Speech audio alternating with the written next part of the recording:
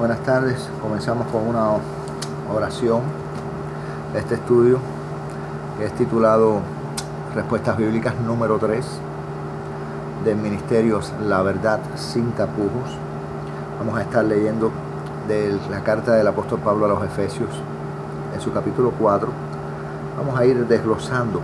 Primero vamos a leerlo completo y vamos a comenzar a desglosar de a poco los 15 versículos que vamos a leer, que se encuentran en capítulo 4 de Efesios, como dije, comenzando en el versículo 17 hasta el 32, que dice así: Esto pues digo y requiero en el Señor, que ya no andéis como los otros gentiles, que andan en la vanidad de su mente, teniendo el entendimiento entenebrecido, ajenos de la vida de Dios, por la ignorancia que en ellos hay, por la dureza de su corazón, los cuales después que perdieron toda sensibilidad, se entregaron a la lascivia para cometer con avidez toda clase de impureza.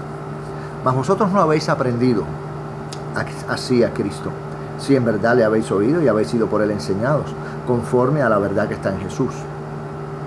En cuanto a la pasada manera de vivir, despojados del viejo hombre, que está viciado conforme a los deseos engañosos, y renovados en el espíritu de vuestra mente, y vestidos del nuevo hombre, creado según Dios, en la justicia y santidad de la verdad.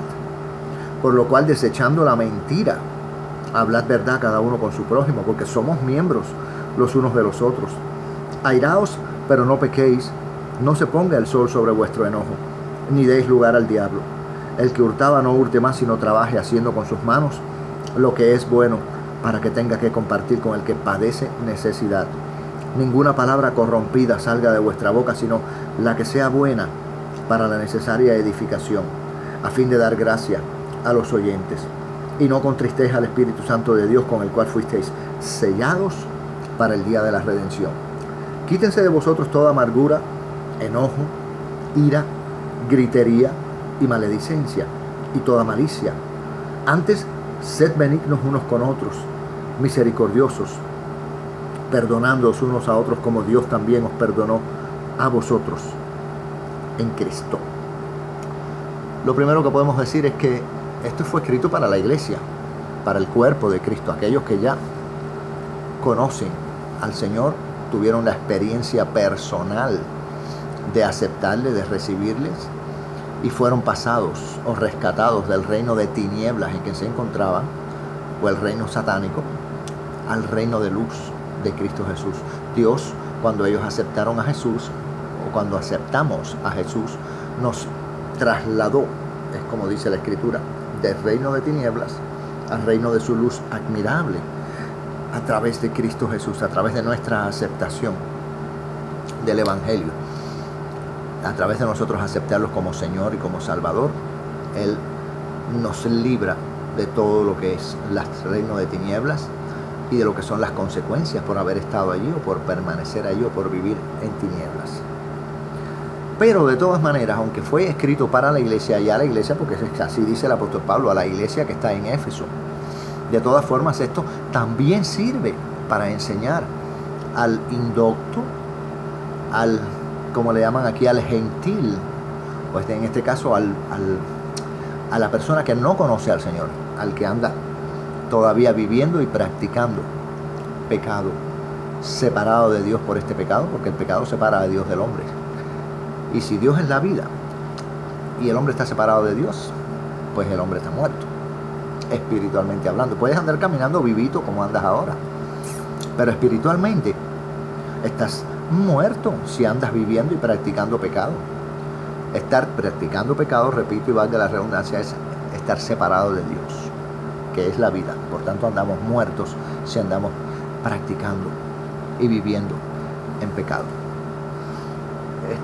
Entonces, vamos a desglosarlo poco a poco, hasta donde podamos. Yo tengo mi tiempo limitado en este estudio. No sé, hay veces que tengo problemas con la internet y no quiero que se me corte y que me diga que no me lo puede meter todo que no puedo poner o meter todo el estudio completo en la... No sé cómo será eso. Yo de eso la verdad que no sé mucho, pero me estoy conformando con hacer los estudios de 15 a 20 minutos de duración cada uno. Y vamos para que ya tengo 5 usados. El primer versículo que leímos es el número 17 de la carta del apóstol Pablo a los Efesios en su capítulo 4. Y dice: esto pues digo y requiero en el Señor. O sea, esto es palabra del Señor, que el apóstol Pablo está autorizado a hablar en esta forma. Por tanto, con la autoridad que le es delegada, él dice que dice esto y también lo requiere, porque lo está requiriendo de parte del Señor. ¿Y qué cosa es lo que está requiriendo? Que ya no andéis como los otros gentiles, que andan en la vanidad de su mente. ¿Cuál es la vanidad de la mente? ¿A qué se refiere el apóstol Pablo cuando habla de la vanidad de la mente?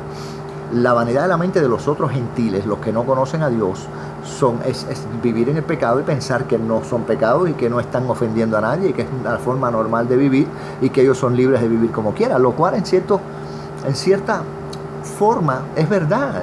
Tú eres libre de vivir como tú quieras. De todas maneras, consecuencias hay según se viva en esta vida. Y si tú siembras para la carne, como he dicho en otros estudios, pues recogerás muerte. El sembrar para la carne es recoger muerte o cosechar muerte, y el sembrar para el espíritu es todo lo contrario, cosechas vida. El sembrar para el espíritu significa que estás en obediencia a la palabra de Dios, que estás caminando según los mandamientos del Señor y que esto lo estás haciendo de voluntad propia porque eres una persona nacida de nuevo, eres un cristiano. ¿Ok? Porque es imposible vivir la vida cristiana. Eso lo voy a decir ahí, se lo sigo diciendo y se lo diré siempre a la gente. No puedes vivir la vida cristiana o una vida que le agrade a Dios si tú no has aceptado a Cristo como Señor y Salvador, si no has nacido de nuevo. ¿Por qué? Porque cuando tú aceptas y dices, sí, yo reconozco que esta me conviene, yo quiero, yo estoy desesperado por esta vida mía, de verdad que no tengo salida, nunca hago nada bien.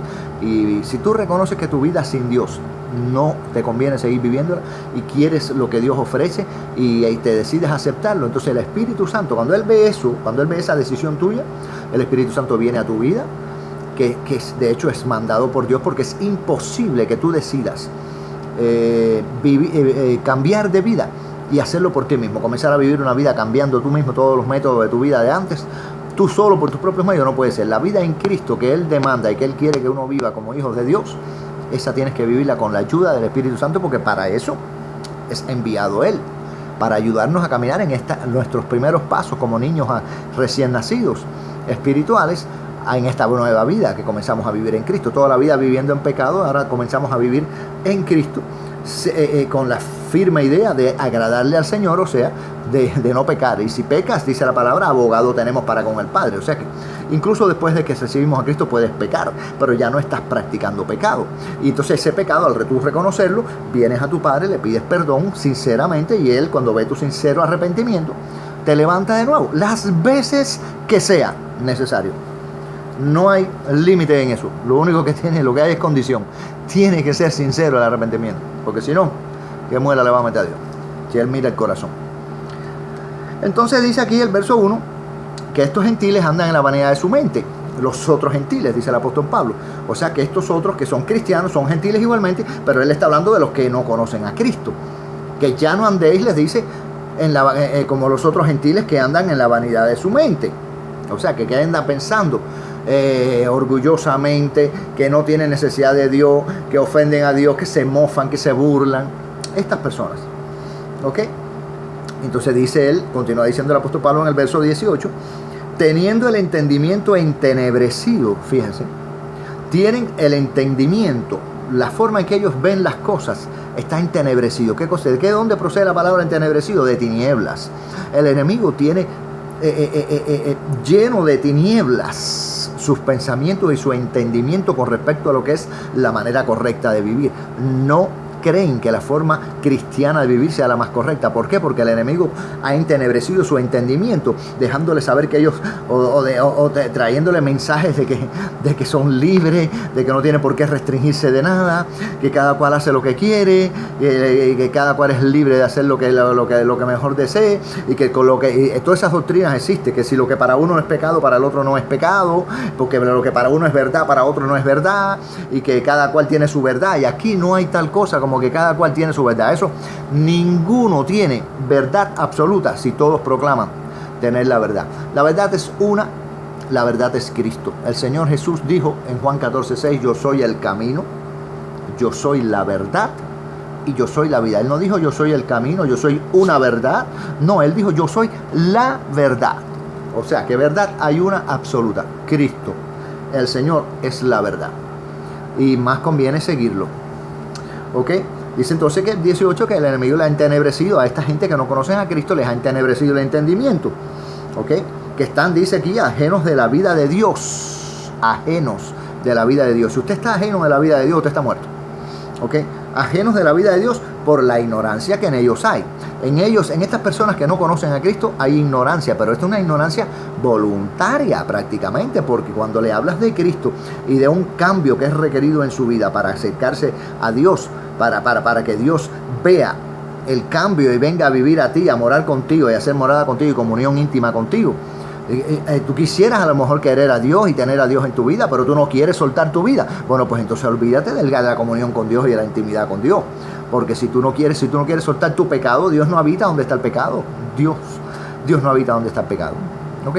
Dios no habita donde está el pecado. Dice que el verso 18 también que dice que tiene el entendimiento entenebrecido por la ignorancia que en ellos hay y por la dureza de su corazón. ¿Qué está queriendo decir esto de la dureza de su corazón? Que ya se le habló y en su corazón decidieron endurecerse y no aceptar el mensaje de salvación y no aceptar como lógico la necesidad de aceptar a Cristo como Salvador. Dice que esta gente, los cuales, dice en el verso 19, después que perdieron toda sensibilidad, o sea, ya le puedes hablar de lo que sea, le puedes rogar, le puedes derramar lágrimas, te puede ver con los mocos afuera, que no le interesa en lo absoluto el mensaje que tú le traes, ni que tú estás poniendo de tu vida y de tu tiempo para venir a él o a ella, para anunciarle que la vida que está llevando no le agrada a Dios y que viene un juicio sobre los desobedientes. ¿Ok? Entonces esto ya dice el verso 19 que perdieron toda sensibilidad y que después de eso, al perder esa sensibilidad, se entregaron, dice aquí, a la lascivia para cometer con avidez toda clase de impureza. Lascivia, de hecho, son deseos mayormente sexuales perversos, ¿ok? Deseos que no tienen un matrimonio santo en Cristo. Es una forma de vida que no vive el cristiano. Y si la vivía, al aceptar a Cristo honestamente y arrepentirse y querer vivir para Dios, pues entonces ya deja de vivir este tipo de vida y de tener este tipo de sentimientos y de deseos lascivos. Dice aquí que se entregaron a la lascivia para cometer con avidez. Tienen deseos, tienen avaricia y deseos avaros de cometer todo este tipo de impurezas. Dice que son cosas impuras. ¿Okay? El hombre que está en Cristo, que honestamente ha decidido seguir a Cristo, tiene el Espíritu Santo dentro de él y le hace caso a los llamados del Espíritu, a las instrucciones, a las advertencias. ¿Okay? De lo contrario, si se deja llevar, porque el cristiano, aunque esté en Cristo y tenga el Espíritu Santo dentro, sigue siendo tentado.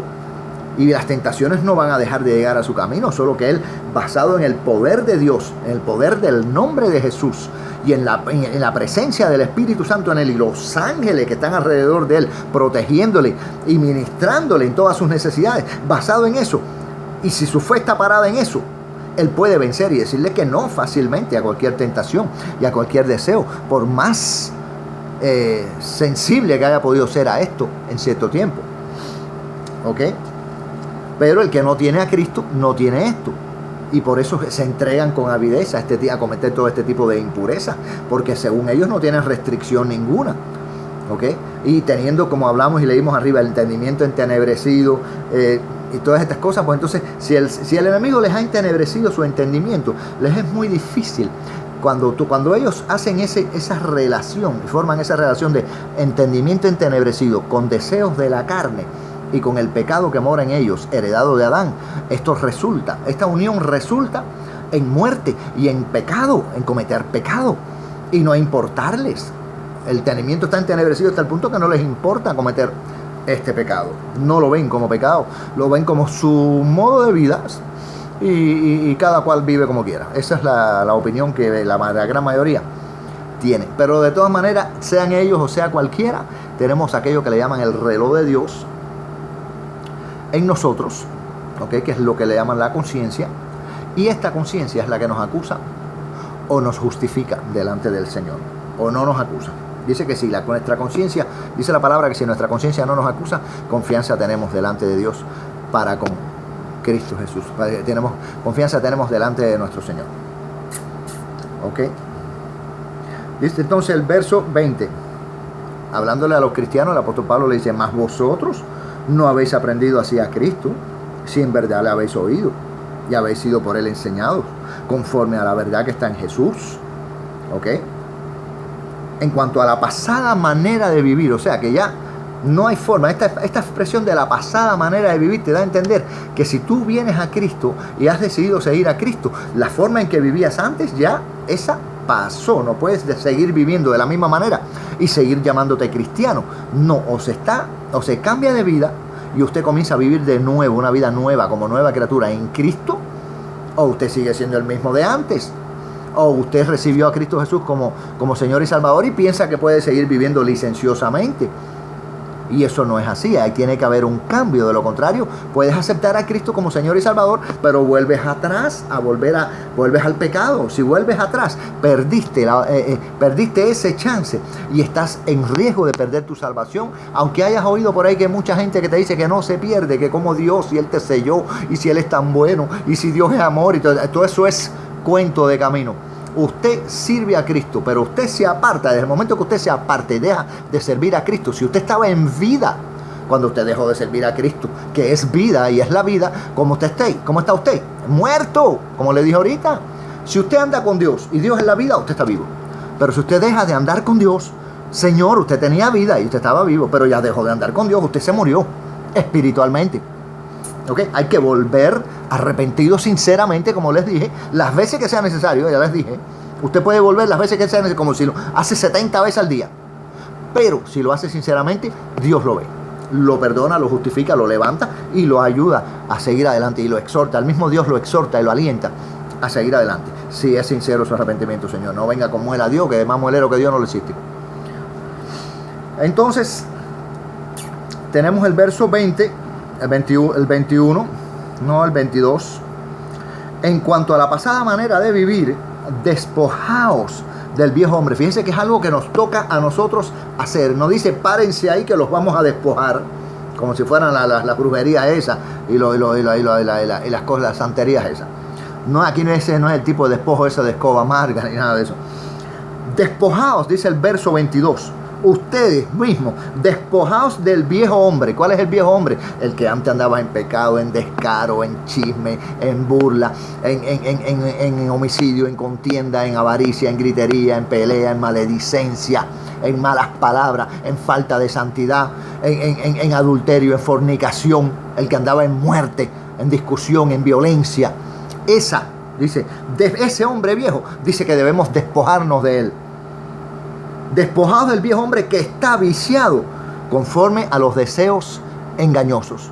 El viejo hombre está viciado conforme a los deseos engañosos. Fíjense que todas estas cosas que les mencioné en hilera son deseos engañosos que tiene la carne nuestra, a la cual tenemos que subyugar y controlar con los deseos del Espíritu, con el poder del Espíritu. ¿Ok? Y dice que entonces al mismo tiempo no te puedes quedar ahí, no puedes despojarte de todo eso y quedarte ahí. Dice el 23, después que te despojes de ese viejo hombre que está viciado con sus deseos engañosos, dice el 23 que tenemos que renovarnos en el espíritu de nuestra mente. Ahora tú dices, oye, pero ¿cómo me renuevo en el espíritu de mi mente? El espíritu de tu mente, ¿qué cosa es lo que tú llevas a tu mente? Conocimiento. Entonces ahora, si tú acabas de recibir a Cristo Jesús como Señor y Salvador, pero tú no conoces mucho de estas cosas, ¿dónde vas a aprender? Tienes que agarrar una Biblia, chico. Tienes que agarrar una Biblia para aprender de ese Cristo que tú recibiste, ¿ok? Y tienes para poder aprender, ¿ok? ¿Qué cosa es lo que es la voluntad de Dios? Perfecta para nosotros los hijos de Dios, los que hemos aceptado a Cristo como Señor y Salvador, para llevar a cabo una vida fructífera, feliz, satisfecha y con esperanza en Cristo Jesús, en el nombre de Jesús. Dice aquí, el 23, renovaos en el espíritu de vuestra mente. Ese espíritu de nuestra mente, tenemos que renovarlo. ¿Cómo lo renovamos? Con el conocimiento pleno, nuevo, completo, pleno de lo que es la voluntad de Dios. Que este conocimiento se encuentra en la Biblia. A la vez que usted recibe a Cristo como Señor y Salvador, usted no va a querer nada más que comenzar a alimentarse de esta nueva vida espiritual. ¿Ok? Dice entonces el verso 24, aparte de renovarnos del espíritu, en el espíritu de nuestra mente, dice que debemos vestirnos del nuevo hombre. Dice, y vestidos del nuevo hombre, creado según Dios, en la justicia y santidad de la verdad. Este nuevo hombre que nosotros nos convertimos en él, cuando aceptamos a Cristo como Señor y Salvador, dice que está creado por Dios en la justicia y santidad de la verdad. O sea, que lo que Dios dice es la verdad. Y este nuevo hombre del cual nosotros nos vestimos y quitamos el viejo hombre primero y nos vestimos con el nuevo. Este nuevo ya no camina de acuerdo a los descaritos en que andábamos antes. Ahora el nuevo hombre anda caminando esta nueva vida en Cristo según la justicia y santidad de la verdad. ¿Cuál es la verdad? Cristo dijimos que era la verdad. ¿Qué hacemos entonces para poder caminar según la justicia y la santidad de la verdad? Conocer de Cristo, aprender del Señor, lo que Él decía, lo que decían sus siervos, los hombres que Dios escogió para este tipo de trabajo inmenso, gigantesco que fue crear y escribir las Santas Escrituras, y de hombres que se dejaron usar, inspirados por el Espíritu Santo, y escribieron todo lo que hoy tenemos aquí, que es nuestra guía perfecta, completa. Esto ni le falta ni le sobra. ¿Ok? La Biblia es el libro o es la guía más completa y más exacta con respecto a todos los temas que trata. Ya esto lo he hablado antes en otros estudios. Todos los temas que la Biblia trata. Es la autoridad mayor que existe actualmente. El mundo al que la Biblia acusa la mantiene puesta en el primer lugar entre todos los libros, porque no hay un libro, ni hay un manuscrito, ni hay un método de enseñanza con respecto a todos los temas que trata, que todos involucran a la vida del hombre en todas sus partes, en todo su conjunto. Y no hay no hay una sola fuente de autoridad que tenga más firmeza que la Biblia. La Biblia siempre se acude a ella para todo lo que es tema de moral, de concepto, de honradez, de virtud. ¿Ok? Así es que llegamos hasta el verso 24, vamos a parar aquí y en un ratico regreso para seguir desde el 25 hasta el 32. Muchísimas gracias a todos ustedes, la gloria y la honra para Cristo, y la bendición y la paz del Señor esté con todos ustedes. Bendito el nombre de Jesús. Amén.